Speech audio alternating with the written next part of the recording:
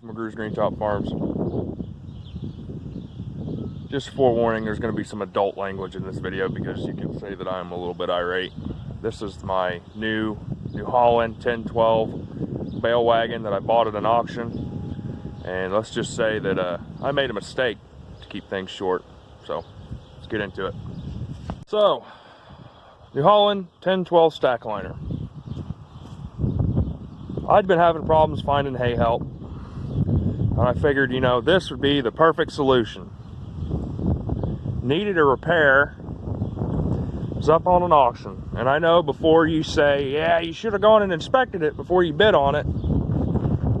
I talked to the owner. I called him and I talked to him on the phone. And this just goes to show what kind of people are running around out there these days.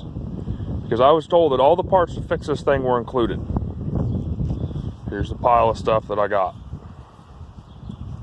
Pretty good pile of parts. You'd think that everything would be there. But upon further inspection, there's a shaft that runs through here. It's got a sprocket here. Shaft runs through here.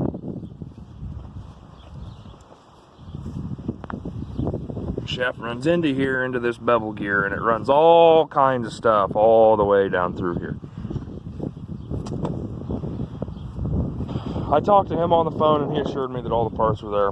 Just needed some bearings replaced. So I went ahead and I bought it and I spent about $1,000 on it. Come to find out, I got handed his problems because that piece of shit did not include all the parts. The parts are no longer made by New Holland. You can no longer source the fucking parts. So I spent $1,000 and I'm more or less fucked. The bevel gear that I have to put on the end of that shaft is $200. Lucky enough for me, I'm a tool and die maker by trade, so I guess out of spite, I'm gonna remake that shaft. And what I'm gonna do is I'm gonna use the schematics off the New Holland website. I'm going to get as many of the replacement parts as I can still source, which for some reason you cannot get the shaft. You can't even get the sprockets that these chains are driven by anymore. So I may have to source something for that. I guess they don't have to be an exact match. What's a couple of teeth, I guess. But yeah, pretty fucking irate. Thought it was going to be a pretty good deal, but I guess it just goes to show you better inspect your equipment. Hopefully I don't have too much trouble getting this thing going. I was really hoping to use it on my next cut of hay. I would throw his name out there, but I don't think that it would really do any good. Could throw the auction house's name out there too, but that wouldn't really do any good either.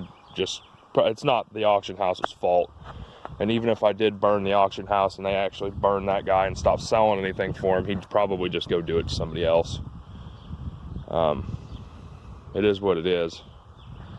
I'm going to go ahead and try to get a shaft made for this thing, get the parts ordered, because that's all we guy can really do. But hey, you know, I guess I should have gone down there and checked this thing out. Even if I'd have done that, I probably wouldn't have figured out what exactly was wrong with it just looking at it then.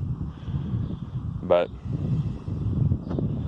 lesson learned. Learn from me so you don't find out yourself. Have a good one.